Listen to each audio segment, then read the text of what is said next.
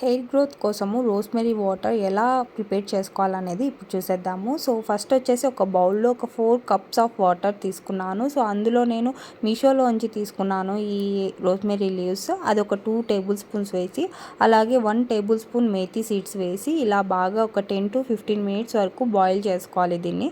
ఆ తర్వాత ఆఫ్ చేసేసి ఒక హాఫ్ అన్ అవర్ పక్కన పెట్టేస్తే ఇలా మనకి కలర్ చేంజ్ అవుతుంది. కొంతమందికి కలర్ చేంజ్ అవ్వచ్చు, కలర్ చేంజ్ అవ్వకపోవచ్చు. సో నో ప్రాబ్లం అనమాట. సో ఆ తర్వాత ఒక స్ప్రే బాటిల్లోకి షిఫ్ట్ చేసుకోవాలి మనం.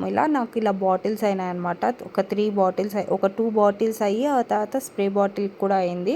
సో నేను ఇవన్నీ ఫ్రిడ్జ్లో స్టోర్ చేసేసి ఈ స్ప్రే బాటిల్తో నేను అయిపోయినప్పుడల్లా మళ్ళీ వేసుకొని అప్లై చేస్తాను అనమాట. ఇలా మనం స్ప్రే చేసుకుంటూ బాగా మసాజ్ చేసుకోవాలి. దీనివల్ల హెయిర్ ఫాల్ ఫస్ట్ తగ్గి మనకి హెయిర్ గ్రోత్ అనేది చాలా త్వరగా మనకి రిజల్ట్ అయితే తెలుస్తుంది. సో ఇలా చేయడం వల్ల